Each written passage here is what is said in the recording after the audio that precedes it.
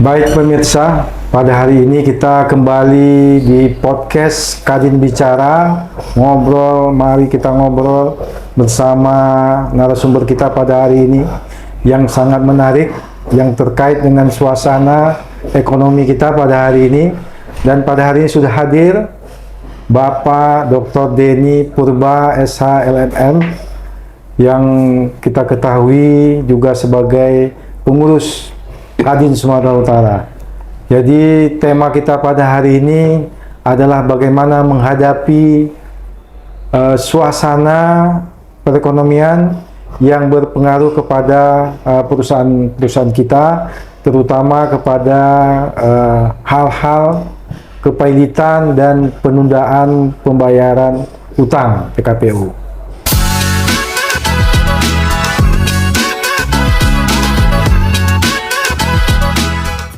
Baik, kita mulai. Selamat siang Pak Denny. Selamat siang para pemirsa.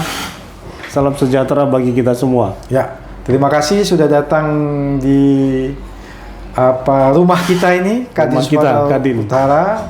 Ya baik, ini kita juga memberi pencerahan kepada masyarakat di Sumatera Utara, khususnya para pelaku usaha, terutama anggota Kadin Sumatera Utara, baik di Medan dan di daerah-daerah lainnya. Tema kita pada hari ini bagaimana kita menghadapi permohonan PKPU, penundaan kewajiban pembayaran hutang dan kepailitan. Nah, para pemirsa sekalian, sedikit juga kami sampaikan bahwa apabila Bapak Ibu mengalami kesulitan atau permasalahan dalam menyelesaikan kewajibannya, jadi boleh melalui PKPU atau ya Pak Denny nanti Bapak jelaskan, atau memailitkan diri ya. Kepailitan ya. Di PKPU atau PKPU itu bukan hanya diminta oleh kreditur, tapi debitur juga boleh meminta supaya dipailitkan. Nah, ini seru Pak Denny ya. Ya, jadi bisa juga dijadikan suatu cara ya untuk menghindar dari kewajiban. Baik, kita mulai ya, kita ngobrol santai Pak Denny. Jadi tolong dijelaskan ini bagaimana PKPU dan kepailitan dari munculnya undang-undangnya sampai sekarang, sejarahnya bagaimana ini Pak. Silakan Pak. Ya, sebenarnya ini dimulai pada tahun 1998. Itu begitu banyaknya gonjang-ganjing tentang perekonomian Indonesia. Pada masa itu memang ada kebutuhan untuk membuat satu undang-undang kepailitan yang bisa juga memfasilitasi para pemberi dana dari luar negeri. Memang dimulai dari 1998 ada undang-undangnya, tapi kemudian tahun 2004 itu menjadi satu tahun yang sangat penting bagi kepailitan ini, di mana kita sudah merampungkan satu undang-undang yang bisa memfasilitasi bagi para pengusaha, baik itu sebagai debitur maupun kreditur, bagaimana apabila ternyata mereka itu mengalami satu financial distress, maksudnya mereka berbisnis, tetapi ketika berbisnis itu mengalami kendala-kendala yang di luar dari kemampuan mereka. Misalnya tidak mampu membayar utang, kemudian akhirnya mereka bingung, dikejar-kejar bank, kemudian para krediturnya juga mengejar-ngejar. Ini bagaimana jalan keluarnya gitu. Maka undang-undang ini sebenarnya undang-undang kepailitan memiliki 4 azas. Salah satu azasnya itu adalah kelangsungan usaha daripada para pengusaha itu. Jadi kalau misalnya dalam satu sistem perekonomian, kemudian perusahaan ini sudah tidak mampu lagi dia untuk bertahan di dalam siklus perekonomian tersebut, dia bisa keluar sehingga tidak mengganggu sistem yang ada di dalam itu. Para supplier dia akan kacau, kemudian para pemegang dana akan kacau, masyarakat akan kacau. Kalau misalnya dia masih bertahan di situ, maka undang-undang ini juga memberi fasilitas sebenarnya dua. Yang pertama itu adalah penundaan kewajiban pembayaran utang. Kalau di undang-undang itu dari pasal 222 sampai 294, ada juga yang namanya kepailitan. Jadi baik di undang-undang itu, baik di PKPU maupun di kepailitan itu ada perdamaian di sana. Jadi dua ini sebenarnya tujuannya beda. Kalau misalnya PKPU tujuannya itu restrukturisasi perdamaian. Jadi bagaimana debiturnya ini ketika dia berutang, artinya dalam keadaan utangnya itu lebih besar daripada asetnya, dia bisa masuk ke pengadilan memohonkan, dia sendiri pun debitur itu bisa masuk memohonkan supaya diberikan kelonggaran, diberikan satu cara restrukturisasi dengan memanggil seluruh krediturnya hadir di pengadilan untuk membicarakan tentang perusahaan ini. Kalau perusahaan ini dilihat masih memungkinkan untuk melakukan pencicilan, memungkinkan dia bertahan, maka proses-proses di dalam pengadilan itu melalui penundaan kewajiban pembayaran utang itu bisa membantu. Karena di sana pada akhirnya akan ada yang namanya homologasi, kemudian ada perjanjian antara debitur dengan para krediturnya, bagaimana mencicil si A, si B, si C gitu ya. Yang akhirnya berdasarkan tentu proyeksi kemungkinan perusahaan tersebut bisa bertahan beberapa tahun ke depan gitu. Maka dia bisa memohonkan kepada pengadilan untuk diberikan penundaan kewajiban pembayaran utang. Nah, ini salah satu yang sangat baik saya lihat dari undang-undang ini. Undang-undang ini memberikan kesempatan kepada para pengusaha yang memang terlilit utang gitu. Tetapi ada di satu sisi lain, karena saya katakan tujuannya berbeda. Kalau PKPU tujuannya perdamaian, restrukturisasi, berupa pencicilan kepada para krediturnya. Kalau kepailitan itu justru ini pemberesan. Walaupun di dalam kepailitan sudah perdamaian juga. Ada pemberesan di sana yang tujuannya berbeda gitu. Jadi makanya bagi pengusaha-pengusaha sebenarnya yang yang sedang mengalami permasalahan utang piutang gitu ya, memang sebaiknya itu duduk dengan lawyernya atau duduk dengan kurator ya untuk membicarakan bagaimana proses-proses ini bisa membantu mereka melalui satu proses yang benar di pengadilan. Ya, Pak Denny. Saya menangkap gini Pak Denny. Ada dua ya Pak ya, PKPU dan Pailit. Nah, tadi Pak Denny menguraikan sedikit PKPU untuk restrukturisasi utang. Nah, ini sebenarnya siapa ini yang harus mengajukan? Kalau tadi kita dengar debitur ya. Nah, bagaimana kalau kreditur yang mengajukan? Boleh. Jadi ada di pasal 222 ini kita bicara khusus PKPU ya, restrukturisasi utang perdamaian ya. Di PKPU ini di pasal 222 di undang-undang itu debitur boleh memohonkan kepada pengadilan ya. Kreditur juga boleh memohon kepada pengadilan. Tapi di pasal 222 ada syarat-syaratnya. Tentu debitur ini memiliki dua utang, dua kreditur. Debitur ya? Ya, debiturnya. Yang memohon debitur. Ya, kalau memohon debitur ini putus dalam 3 hari, coba bayangi. Kalau kreditur dalam 20 hari. Jadi dia satu undang-undang yang memberikan satu formula antara hukum formal dengan hukum material jadi satu gitu. Jadi di pasal 299 di undang-undang itu menjelaskan dalam hal tidak ditentukan secara spesifik di aturan-aturan di undang-undang kepailitan ini, maka masuk ke hukum acara perdata. Gitu. Jadi artinya sebenarnya kalau biasa kan kita ada menggugat itu kan 6 bulan ya. Kalau ini nggak perlu, 3 hari bisa diputus. Jadi Pak Denny gini Pak, ini mungkin pertanyaan.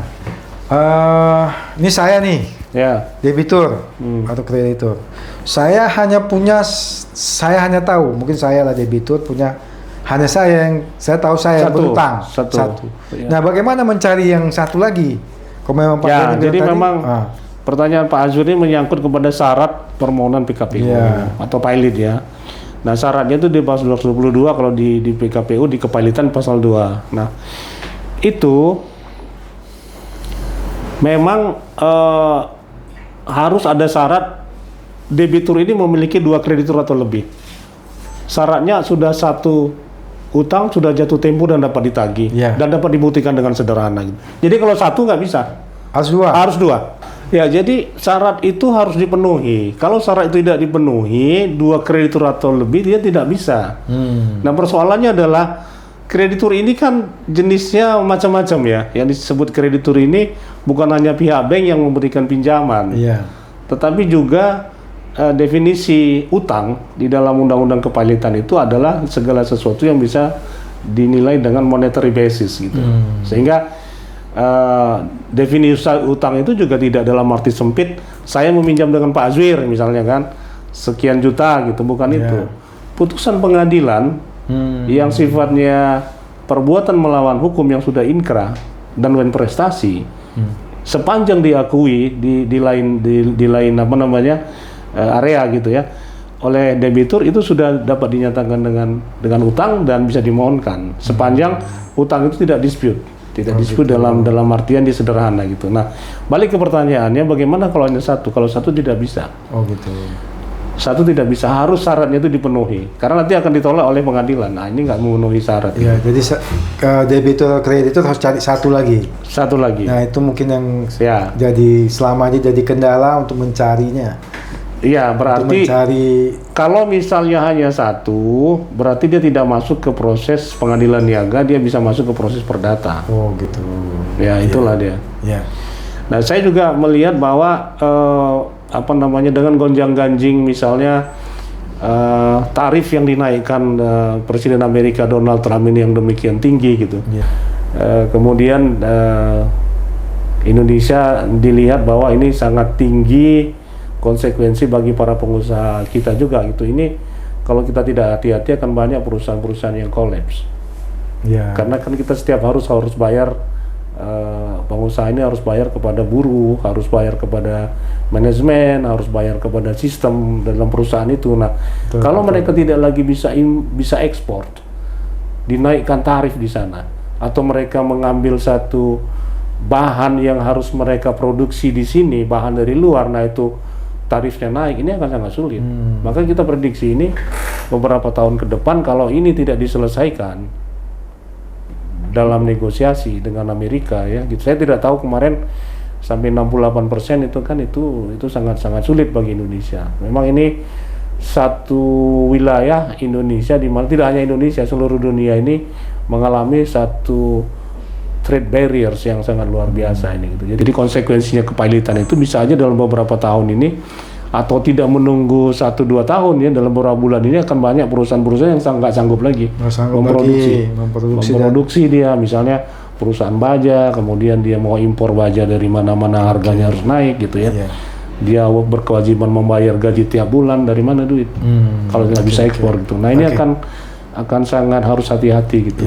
Bagaimana pemerintah bisa melihat dan membantu para pengusaha dari sisi ini gitu. Ya, baik. Jadi kita kalau kembali lagi kepada PKPU dan kepailitan ini kan tadi kita agak bicara global ya Pak Denny mengenai kebijakan Trump ya kan. Nah, ini pertanyaannya, ini bagaimana kalau pengusaha itu berhubungan dengan investor asing, pihak asing ya kan, atau pengusaha kita meminjam uang dari pihak asing. Nah, ini bagaimana nih dalam konteks kepailitan dan PKPU ini, bagaimana nih pengajuannya? Apakah ada ketentuan khusus misalnya ada pihak asing gitu? Jadi memang hampir selalu kita lihat bahwa pengusaha kita ini kan banyak juga mendapatkan pinjaman dari pihak asing.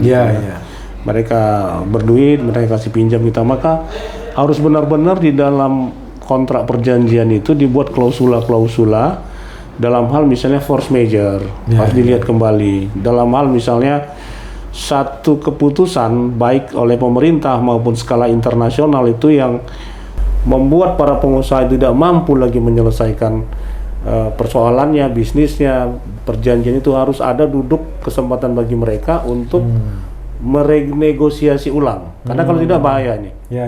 Renegosiasi ulang apa yang sebenarnya pinjam-meminjam itu. Karena begini ya, kalau misalnya pihak asing itu langsung mau pilotkan gitu ya, kita bisa berpikir bahwa dia itu mungkin tidak akan mendapat apa-apa juga. Belum tentu hartanya itu dijual bisa memenuhi apa yang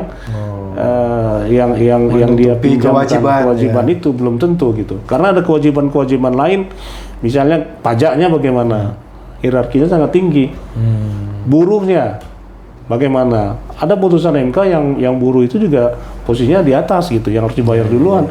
Bagaimana separatisnya?